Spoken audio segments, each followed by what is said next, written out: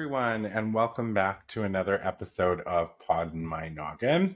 I'm your host, CK Sims, and today we are joined by award-winning and best-selling author Marie McKenzie, and her book is called Things That Keep Me Up at Night. And she's also the founder of the International Sexual Assault Recovery Institute, where she is a sexual assault recovery practitioner. Did I get Coach. that right? Coach. Coach, okay.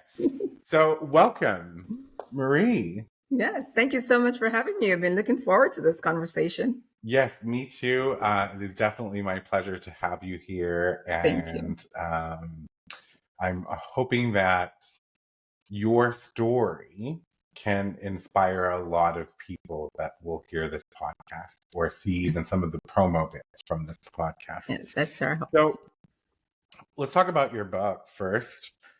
Things That Keep Me Up at Night. I'm like, just the title alone is very like, I want to pick that up and read it, right? When did you write the book? I wrote that book in 2021. 21, okay. Yes. And what we're going to get into this, but I do believe that the book covers a specific period in your life and how it may have shaped who you have become today. We head back to where the book starts off a little bit and kind of give our listeners some idea of Marie McKenzie's roots. Yes. 2021, I entered a 30-day writing challenge. And that's where I wrote my first book, my memoir, Things That Keep Me Up at Night, in which I share my journey from childhood sexual abuse to becoming a thriving, successful registered nurse. My journey began at 11. Okay. I was sexually assaulted by a family member in broad daylight in a house where there were many other adults and children. I did not disclose when it happened. I disclosed to one of my aunts when I was in my 40s, and she had already passed by the time I went public. So I don't think she shared it with anyone. The first time I shared was a few months before I wrote the book. I was invited to a podcast to speak about my role as a sexual assault nurse examiner, because that's one of the things I do as a registered nurse. And during that podcast, it just came out. I disclosed in that podcast. I hadn't planned it. It just came out. We were talking about sexual assault. And I disclosed. I shared the episode with family and friends. Of course, they were shocked because no one knew at the time. And then a few months later, my book came out. And then the amazing thing was I heard from other family members and friends about their journey, their experience with being sexually assaulted. And they too had kept quiet. And, children of sexual abuse remain quiet for different reasons. Some were threatened, some were afraid, some don't want to bring shame on the family. They want to protect their parents. Why? I don't know. But, when an adult crosses a line sexually with a child, that changes a child's world. The way you think about yourself, the way you think about others, it's totally, the trust is broken because these are the people who are supposed to help to protect you most of the times, because 85 to 90% of childhood sexual assault victims know their perpetrators. So it's not the stranger danger that, we all were taught about when we were growing up. Yeah. So I wrote the book and I heard from others who had the similar experiences, and people were opening up and sharing their stories like, Marie, if you can do it, I can do it. So that inspired me. Additionally, as a registered nurse, I cared for victims in the emergency department and also in the community setting where I worked with victim services as a sexual assault nurse examiner. Yes, and I saw that actually. I've had the privilege of meeting several SANE nurses. I did a very short stint. I think it was like 8 years ago now, with the Sexual Assault Crisis Prevention Center. Right. And learning the statistics and the type of work that a SANE nurse does, Yes. that was hard for me. And I'm not afraid to admit that I found that to be too cumbersome for my mental health, right? So in life, I'm a huge proponent for protecting women, protecting children, speaking about it, holding a platform. But working in that field, I think one of two things would have happened. I would have went down a really black hole that I could never have gotten out of, or I would have ended up in jail. And some have. Because Yes. I It's get affects. angry, right? I Yes. have Yes. anger towards men who hit women or people who hurt children. Yes.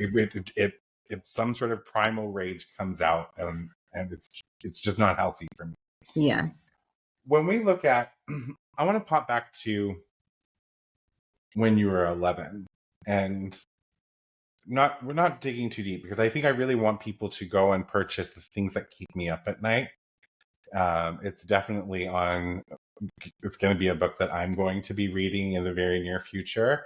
Okay. You had mentioned that you were in a house with other adults. It was broad daylight, Oh, and it's a broad daylight. and there was other children present, Not within the same room where it happened. but in the They were house. in the house, so anybody could have walked in at any time. That day, one of my aunts was giving birth, and it was her husband who was sitting beside me. Yes, was her husband. Yes. You said, "Oh gosh, now things are clicking in my head." You said you told an aunt. Was the aunt that you told No, not the same aunt. not the same They're one sisters, though, my mother's sisters. And that was when I was in my 40s. in your 40s? So, Yes. like, obviously, you got threatened when you were 11 years old. Say that again? Obviously, he threatened you. No, he didn't. He didn't? No, he did not. So, what do I you, was just muted.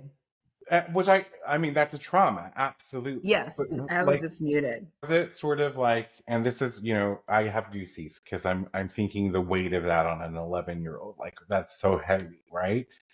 Something that you was constant with you every day until you finally told someone when you were 40, or was it something that you bared? It was buried.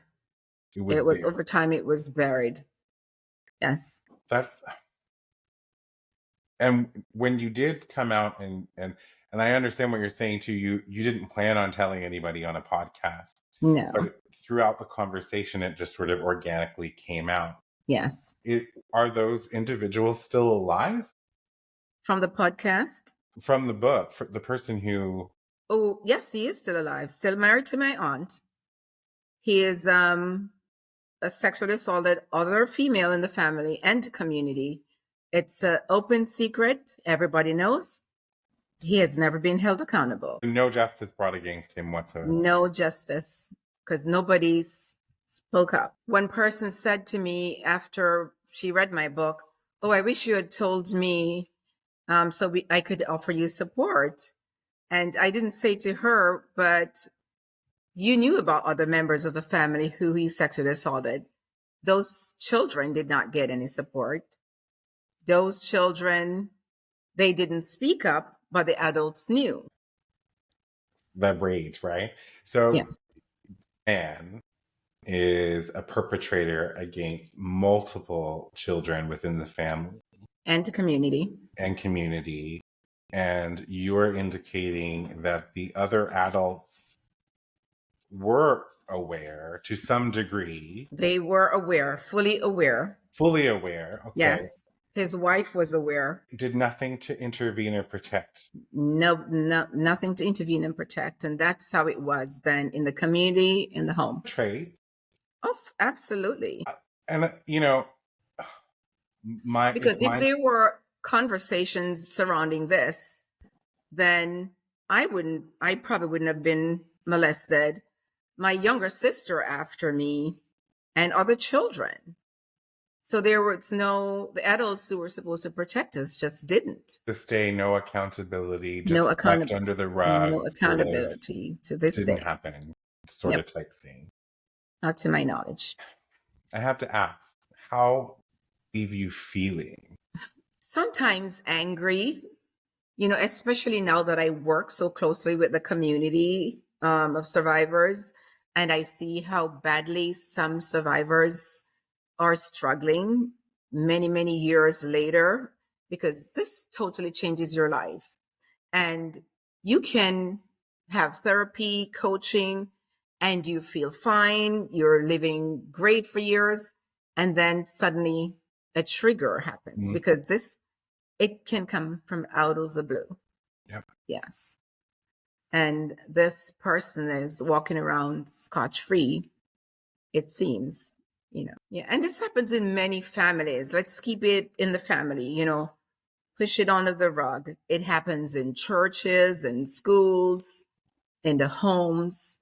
Yes. Why it's so important, I think, for children to have conversations, not just stranger danger, as you mentioned at the beginning of this Exactly. podcast, but like autonomy of your body, right? Exactly. Like, and what that looks like, and what it might look like if somebody were to touch you Inappropriately touch you. inappropriately, all of Yes. that sort of thing. Like, that needs to be such a core part of our early childhood And education. open, continuous conversation, and use proper names for body parts. Use a Absolutely. correct name. Yes. We're looking at, you know, people who have had this happen to them, and then later in life they've gone through the stages, they've gone through support, they've gone through therapy, they've living productive lives, but then they get triggered. And anybody who's experienced trauma does know what that's Right. like. That It looks could like. be a normal Tuesday afternoon, and you might be going to get an ice cream, but something is going to happen that triggers you and sends you down a rabbit hole spiral. And has that happened to you? Not recently. I've spoken to married women who instinctively pull away from their husbands after 15 years. Mm, And it's like, oh, the husband is wondering, what is this? She recognizes what it is, yeah. but that can be very traumatic for both, especially the spouse who was sexually assaulted, because now she is thinking, oh my God, what am I going to do? Am I going to get the divorce? Is this going to be something that ends my marriage? Yes, Complicated it is. trauma, and especially at this level, this Yes. sort of sense of just betrayal, right? That you would have Yes. experienced, your little sister would have experienced, other people in your family, anybody that this happens to, and a parent knows and they don't Yes. protect you. There's that level of betrayal. This is going to totally affect how you measure your worth as a Yes. human. You know what I mean? Like, Yes. self-esteem, the whole thing. Yes. And So it layered. does, until you do the work to overcome that. When It's did you start the work? It wasn't until years after I became a nurse, years into my nursing career, caring for other survivors, encouraging them, working with organizations and people who support sexual assault survivors. Then I develop and learn about some of the tools and resources available that I use to apply it to myself. Because I had suicidal thoughts, depression, overeating, unhealthy lifestyle, promiscuity, you name it. I didn't do drugs, because that's some of the outlets that people may use to cope. Drugs, alcohol, sex, food, totally shut down, or being angry. You know, it's different people react different ways. Really? So we've talked about 11 and how it changed you. Did it happen ever again? Was it just at 11, or was it a With him just that one time, but there were other incidences. teens? In high school, there were incidences. There were being grouped on the bus to school by older men, Yeah, I have. Yes, I wrote about some in the book, but yes, where I grew up in Jamaica, and it was pervasive. Yes. Okay, and I apologize that any of this has happened Oh to no, you that's in your fine. life, and I wish it hadn't. Yeah. But what I do love about your story, um, and here's something I'm struggling with, and I'm gonna share because I like to be vulnerable, right? I know how much it annoys Black women to be called strong, right? Hmm. Because I hear all the time that women don't want to be referred to as strong. I am not strong. I don't I am mind being called strong. I okay. am strong now and courageous. I wasn't always that way. Okay, so I wanted to make sure that I'm not offending you, right? And No. I'm very much in tune with like everybody has a different story and they feel a different way. So, Yes. um, how did you have the strength? What got you through high school? What got you through these experiences? What got you through even, you said you were in Jamaica. Did you go to university in Jamaica? Did you come to the No, I did US? high school in Jamaica. I went to university in in the United States. Okay. Did the abuse stop after you left Jamaica? With that one person was just at one time. In high school? Like, was there any other incidents after this? Just with one of the footballers that attempted to rape me in high school in broad daylight in front of other students who laughed. Nobody Do, came to my aid. I is was this able to escape, but nobody came to assist me, and everybody saw. you can't even say though that this is just like a Jamaican thing because this is not just No, a Jamaican it's thing. happened. It happens It's everywhere. It everywhere, happens even the all over. US. It's just a culture. I don't even know how to describe this systematic callous casual way most people view sexual assault. Yeah. It And the saddens. It's victim blaming because and we victim all, blaming, yeah, victim shaming. yeah, It's her fault. It's his fault. She was wearing a short skirt. She was inebriated. Yes. yeah. So you came to the US, you registered in school, you got your nursing degree, and you Yes. I always started. wanted to be a nurse. What was the pull? Like, what was the call for nursing for you? My aunt, my idol in Jamaica, she was a nurse, and I spent so many hours at the hospital with her. So I always idolized her, and I wanted to be just like her. So I was And was really this the happy when I got aunt to do that. That's that you that? told? No, this is a different aunt. Different aunt, okay. Yes. And I love that I love that story. So like, there's like a little bit of a happiness there, right? Like you had someone to look up to. Yes. There was a So was lot it? of happy. There was a lot of happy There in was a your lot of life. happy. Yes. Confusing though, isn't it? It Wouldn't that be is confusing? confusing, isn't it? You know, a child shouldn't have to go through that. Children should be safe, especially at home, Yeah, but it's not always that. And sometimes, even when the parents do everything to protect the child, it still happens. something still happens, Yeah. because you can't see them 100% of the time. So, however, if the parents are a good safety net, then it's more than likely that child will be safe. So you had sort of a tragic, traumatic childhood experiences, but you also had happy childhood experience. Yes, I have lots of Memory. happy memories. Good.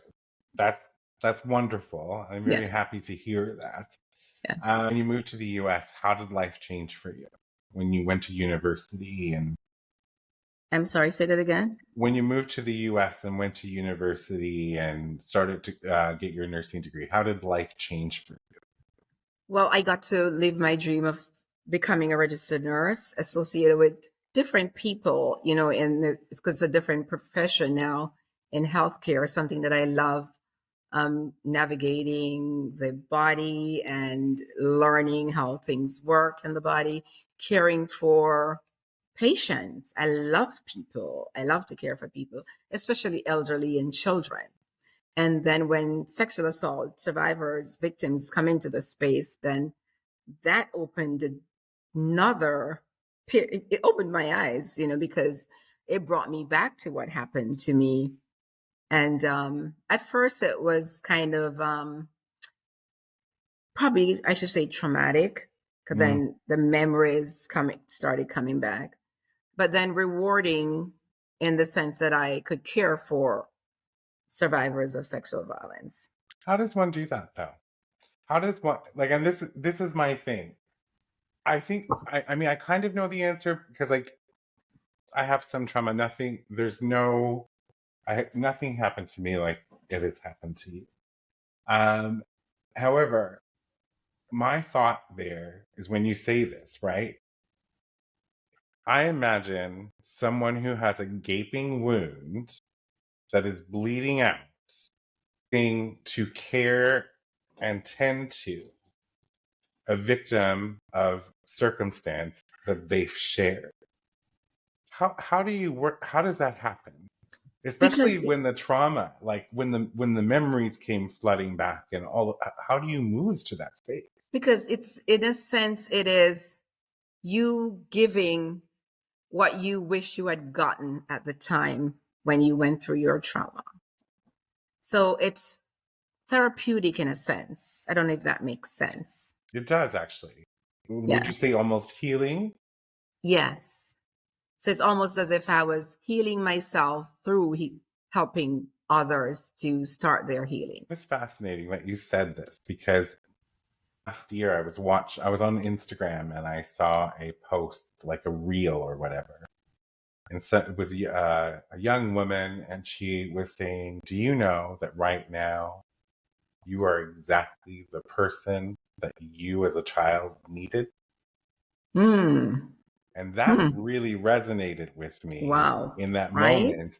And I thought about it and I'm like, I'm open, I'm accepting, I'm warm, I'm compassionate, I'm all of these wonder that's a brag, but all of the wonderful things that me as a kid needed so badly, Yes. to have that unconditional love and acceptance from, right? Yes. Yeah, that is So, so true. I wish I had me when I was a child. Now that you said that. well, Yes. because and interesting enough, you would have said something.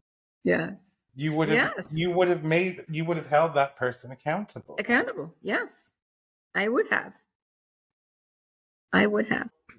Started out as a registered nurse. You didn't start out as a sexual assault nurse examiner. So you had No. to at some point take that step to say, okay, now I'm going to become Yes. a sane and do this work specifically. Talk Yes. about what that looked like. Well, initially in the emergency room, you assist the physician. They do the exam and you help with the specimen collection. Then in 2014, one of the nurses at the hospital where I worked brought the program into our hospital and asked if there was anyone who was interested. And I'm like, I went to the meeting to get all the information to see what it entails. And I was like, sign me up.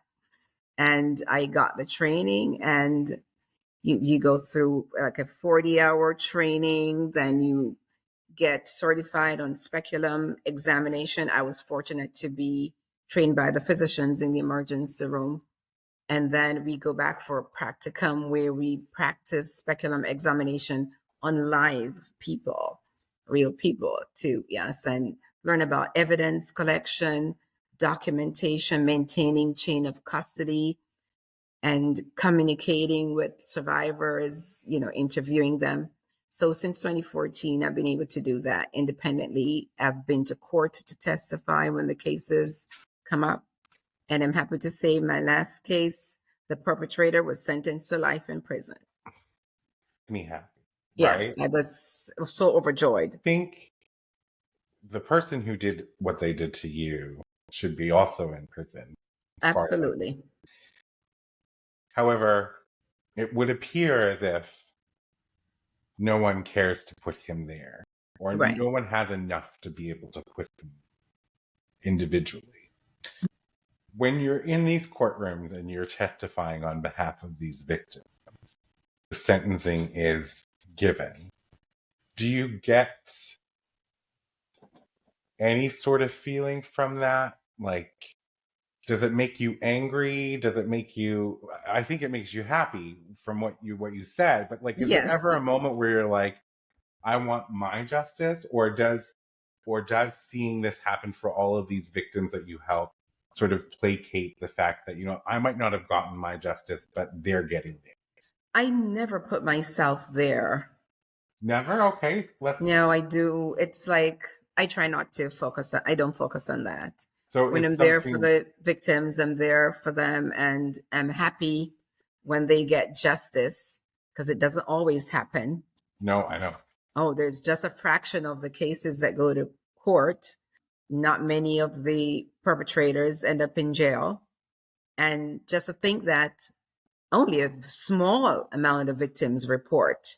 Mm-hmm. So sexual assault is, I think, the most underreported crime. But also, I think you would be correct. Yes, Because there's it's, so many people who just don't speak up. They don't say, yes, and there's so many people also that do report, but are, you know, yes, just either pushed by the off to the law wayside. or Not, the family. Yes, family and yeah. friends, they'll shun them, don't Uh, believe you. Yes, yeah. So that's the part too, right? Like, yes, there's so many things stacked against a sexual assault survivor that,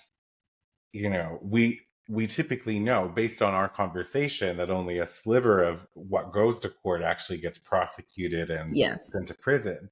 So you have that. Then you have the burden of proof, right?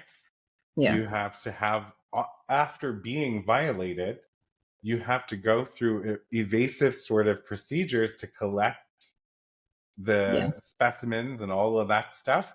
yes. Um, and then there's Which takes a shame. lot of courage. So much courage, like Yes, so much courage. And this is why it infuriates me as a human being that when someone comes forward and they make a statement that they were assaulted, I don't believe them. yes. There Now, is I'm a, not saying that most people don't or most people do. What I'm saying is that I do see a shift here where people are yes, starting to accept that yes, this is there's a their big truth. shift. Not big enough, but there is a turn. Really. So, There's a documentary on Netflix about victim suspect. I think that's the title.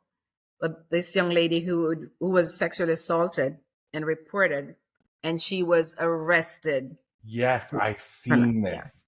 yes, And yes, it's fascinating because yes. she was the He fascinating. was the victim. Yes, Yeah, and I remember watching that and like seething in anger. I can.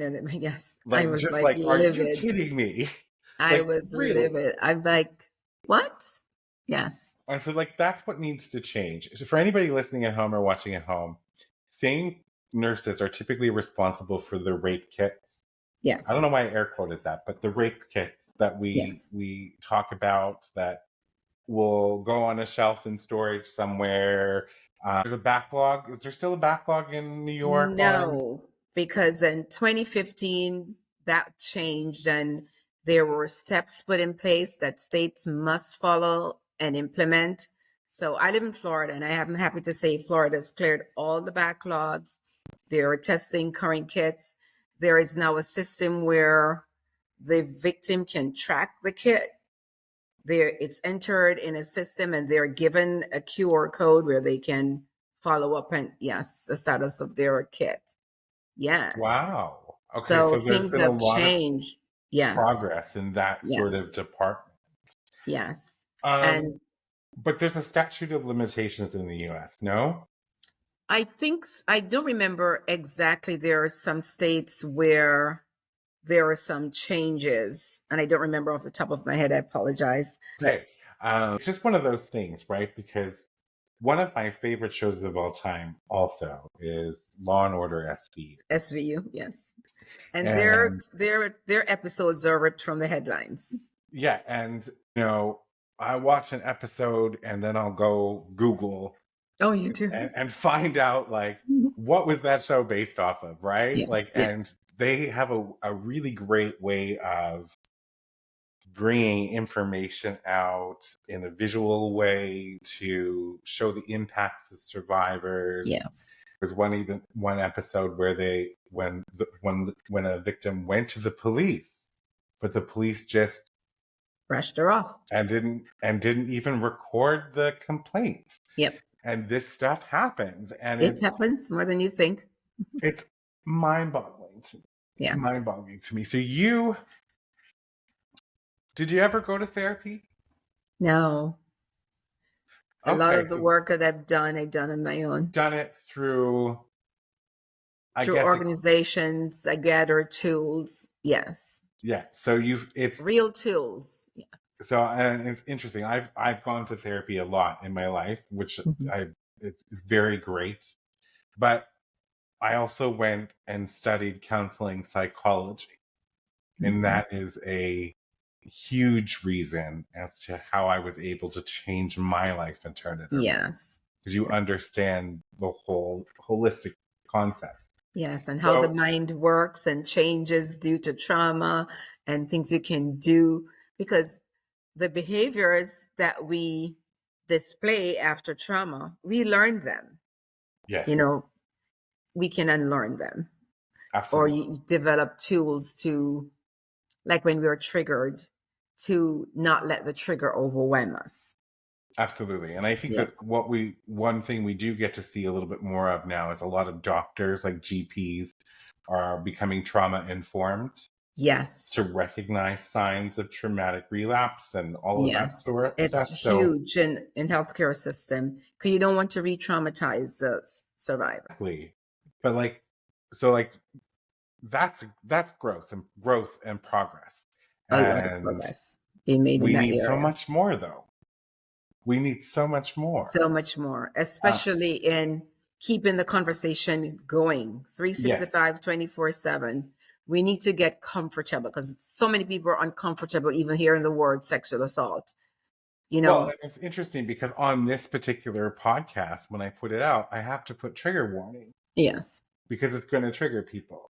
Yes. And they need to know, and we don't want to re-traumatize people Yes. unless it's a consensual, they know Right. what they're getting into when they're watching this Exactly. episode. But you're absolutely correct in the sense that the conversation has to continue happening, and it has to Yes. become so normalized that it's Yes. like me asking you about the weather, Yes. Because it's right? like I was silent for so long, and once I started talking, I'm not shutting up. It's just like I can't shut up.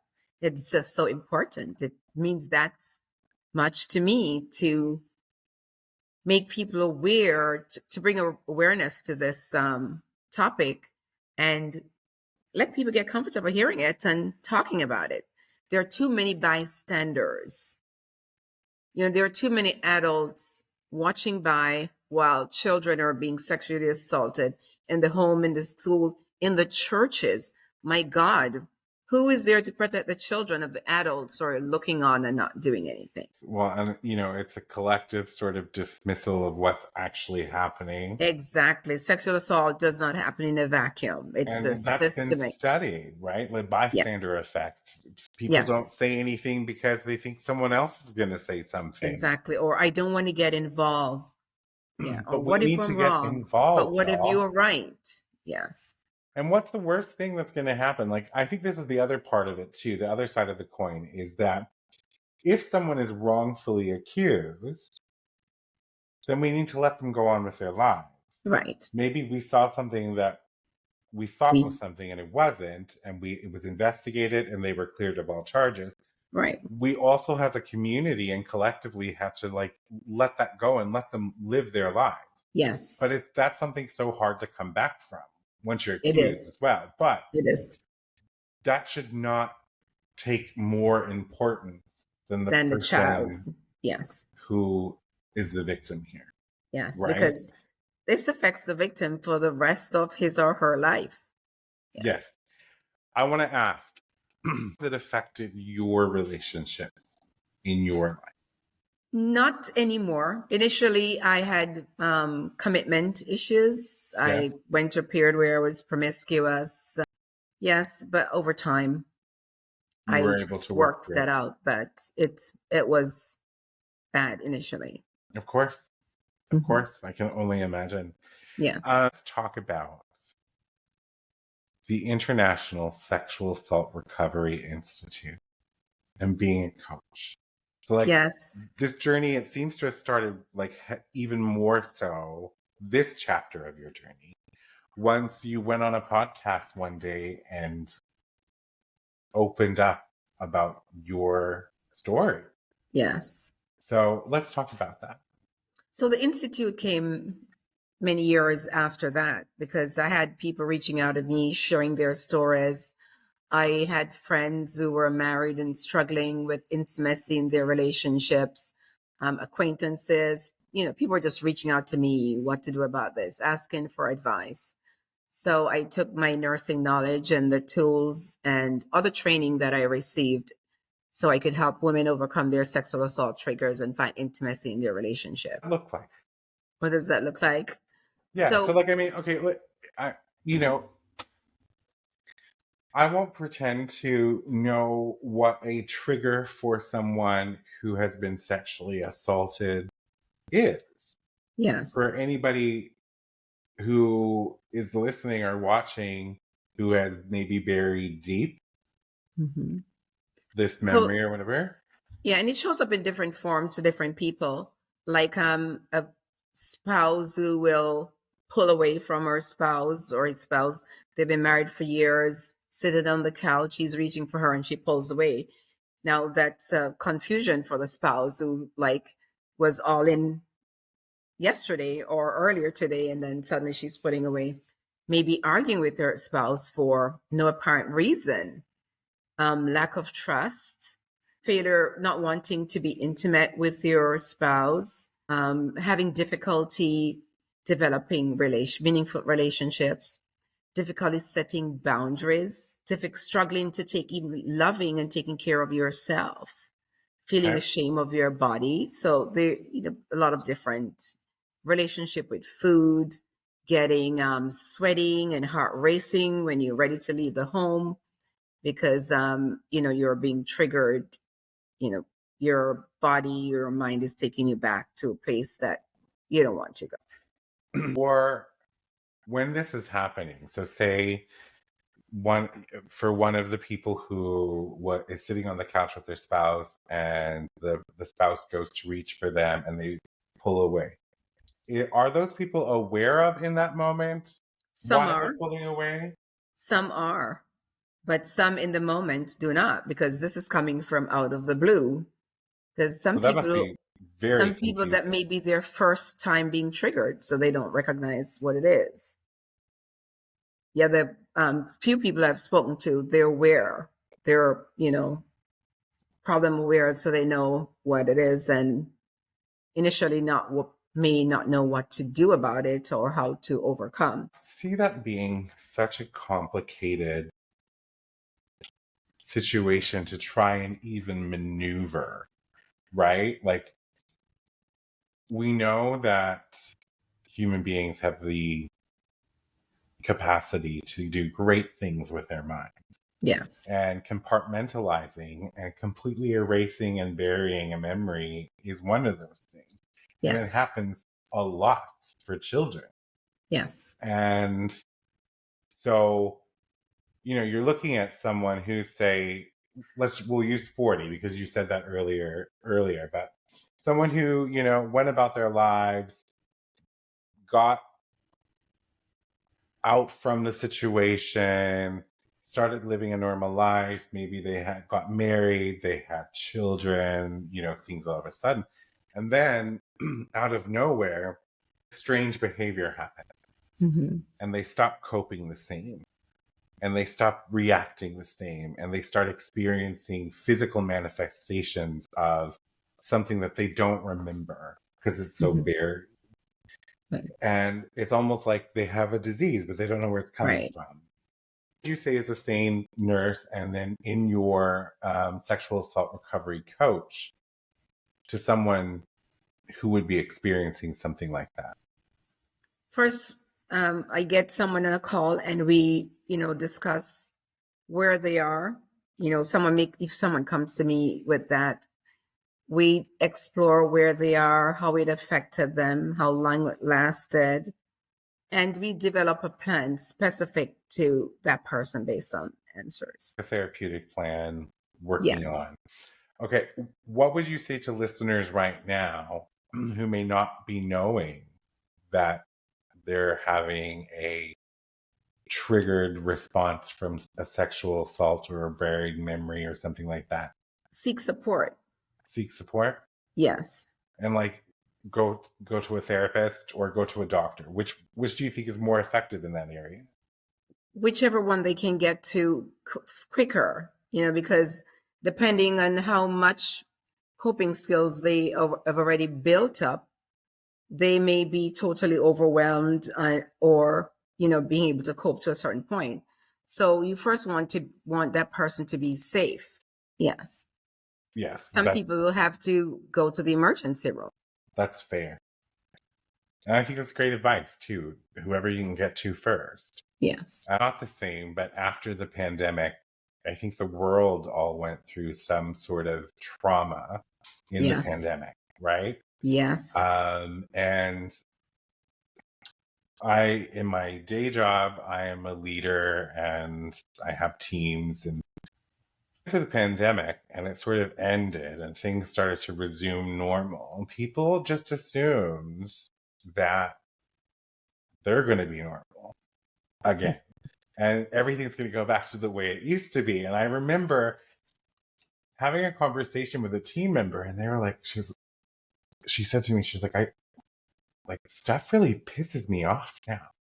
Like, I'm angry a lot. Like, just the other day, this is happening. And I'm like, I don't get angry like that. And like, I'm listening to her, I'm giving her space. And then I say to her, I'm like, did you or did you not just go through a 2.5 year global pandemic? Right. Where for periods of time where we truly didn't know what the state of our world would look like. Yes. And she's like, yeah, but everybody went through it. I'm like, I know, but everybody processes things differently. So my words to her was, you're not going to function and show up the exact same way you did pre-pandemic than you did post-pandemic. And a lot of that sort of burnout manifests in people in many different ways. Yes. Things that we might used to have found joy in, we may not find joy there anymore. Yes. Or things that used to skills, like, for instance, pre-pandemic, I had done the work and I was able to go out and go anywhere and have minimal anxiety or upset.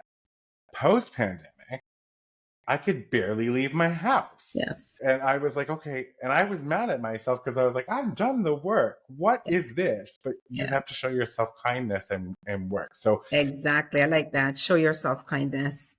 So yeah. So if you're at home and you're watching and you're listening and you're experiencing these things, or anything that's being said today is sort of kind of not colliding with you in a way that doesn't feel sort of comfortable to someone, whether it be your GP, whether it be a psychologist or a therapist or a friend, even, like, we have a lot of resources that can be helpful around us. Yes. So go talk to someone. Help is available. Help is available. How would someone get in touch with you? sarecoverygift.com. And then I'll send them all the information. Yes. sarecoverygift.com. Do you operate nationally within the USA? International. They can get me anywhere. It does say international sexual assault. Yes. I'm sorry. So let's just say somebody wants to talk to Marie, okay? Because Marie has been through it and she has been able to successfully work through the trauma, heal from the trauma, her truth, speak her truth, and then take that truth and use it to help others. They could go to sarecoverygift.com. Yes. And be from anywhere in the world and connect with Marie McKenzie and talk about, have a session, maybe Like, do you do like discovery sessions, like a consultation where we figure Yes, out? first I get the person on a call. We, get to know each other, where they are, assess what their needs are, or even if I'm the right person for them, Fair. and then go from there. Yes. So if you're at home and you want someone who seems very approachable, by the She way, is. She is. from where I'm sitting, you seem very approachable. You have a lovely disposition and you have such kind eyes. I'm not Thank sure you. if anyone's ever told you that before, but you have such a kindness in your eyes. Thank And you. I find that to be fascinating, but also this goes and reiterates my assumption that the people who have faced the greatest adversity in their life are often the kindest and most compassionate, I have right? seen that a lot. And Yes. what a story. Everybody that, like, I'm literally, when we're done here, I'm going to go and order things that keep me up. Thank Like I you. said, the title itself is catchy, right? Yes. And I'm sure the story is going to be quite hard to swallow and work through, but I want to I want to read the story. And that's why we didn't get into a lot of details today, because I want people to read that story as well. Guide women in conquering their sexual assault triggers and rekindling intimacy within their relationships. I think that that's a really important thing as well. Because what a confusing time for anybody who does get triggered and Yes. has to go through all of this healing. Other side of it too, you get triggered, but then your spouse, how do they respond to your story and your Yeah. revelation and truth and Yes. And all of those? especially if they were totally unaware of your past experience. So, I imagine how like re-traumatizing that can be for yeah. somebody to like remember you come out and you tell them, and then your spouse has their reaction, which they're entitled to react, Yes. right? Yes. And it's not always going to be supportive. There's going to be shock there. There's going to be all kinds of different emotions. Yes. So I love that the goal is to conquer their sexual assault triggers and rekindle the intimacy within their relationship. Yes. And Um, intimacy, a lot of people mistake intimacy for sex. That's no, it's more not. than, yes, Yeah, exactly. it can be sex, Yes. but it's But it's so all of the much more. things. It's All the things, the love, light respect, touches and the hugs and the respects and then the support. cute notes and Yes. things like that. Yes. Yes. So you collaborate with multiple organizations that are dedicated to um, those affected by diverse traumas. Yes. And when you say diverse traumas, what do you mean by that Like specifically? sexual assault. I'm a board member of the Florida Council Against Sexual Violence. I Okay. work with homeless organizations. I'm assigned for the Central Florida Victim Services, and they also work with survivors of, physical assault, different traumas, not just Because sexual assault. it's compounding, isn't it? We talked about this already. Exactly.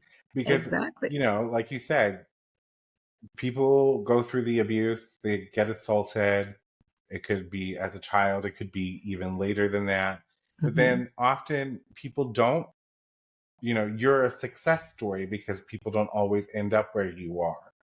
They could end up in the streets, They they could don't. end up non functional, turn to drugs and Yes. alcohol, all of those things. So it becomes a compounding trauma Yes. and situation that I'm happy that there are people like you and there are organizations out there working to Yes. help with that. Yes. A lot of victims are also victims of sex trafficking. Another one that blows my mind. Yes, that's mind-boggling. It's A 156 billion plus dollar a year industry. Yes, billions. it's mind-boggling, Marie, for Yes, me to think it's about. yes I makes want my hair stand up, yes, well, and I don't I have much. Neither do I. But we are. I watch documentaries all the time.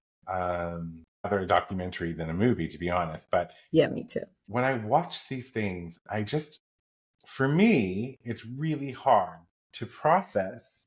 This can happen to like everyday normal people. Your Everyday neighbor, normal people. the girl at the coffee shop, the boy at the fast food place. Like, Yeah, the mother at the supermarket, the yeah, like mother running errands, the it's child going playing in the yard. and it's just it is mind-boggling because Just to think that a human can do that to another human. that's the thing, right? That's Yes, like, and that's you for money, no less, for money. right? Yeah, Like you value money more than you on another value that human's life. person's life Yes, and their just existence. yes, And anyway, could be like I said, that could be like 20 podcasts in a row that we could spend talking yes, about the atrocities that yes, are happening in our world. yes. And You April is Sexual Assault Awareness and Prevention Month, and it's what also Child Abuse Prevention Month. So perfect. we were So meant to be talking in this we are month. definitely so now this absolutely has to air in April. Yes. I've made the decision. We've got to move some things around. Okay, good. Um, people like talk about it.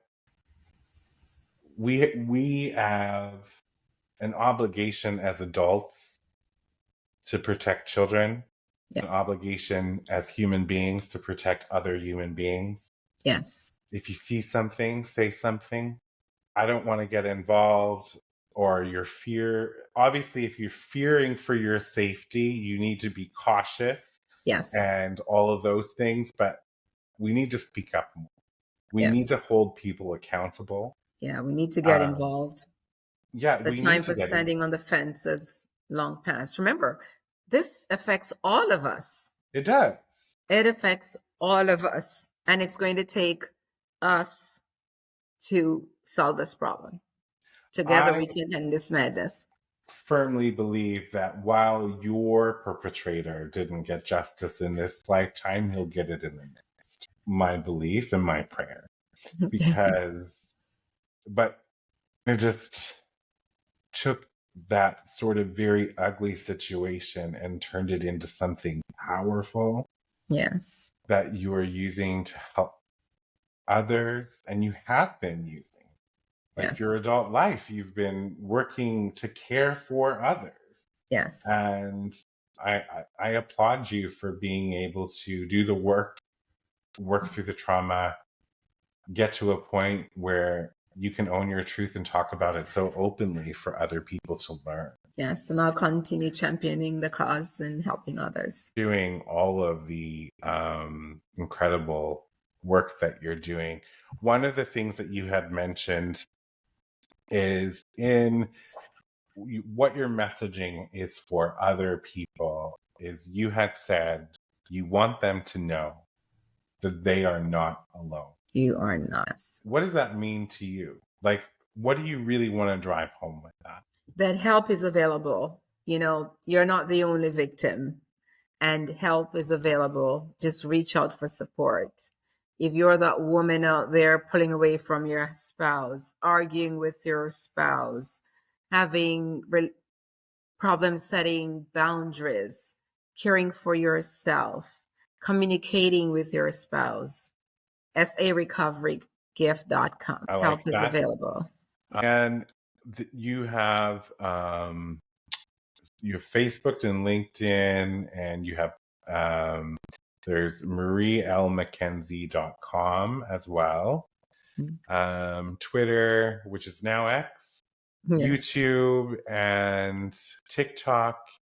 And then I'll link all of these in the description for everybody so that they're going to be easy to find. You have a free guide.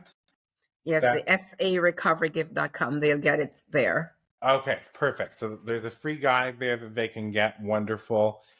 I think you're amazing, to Thank be you. honest You're with you. amazing. Thank you for this I opportunity.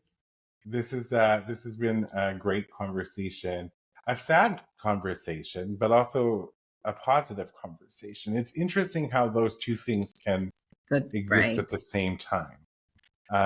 Be listening at home, like we said, reach out for support. You're not alone, Yes. and reach out to Marie McKenzie. Yes. You're worthy of living a rich and meaningful life. Yes. And with that, we're going to close.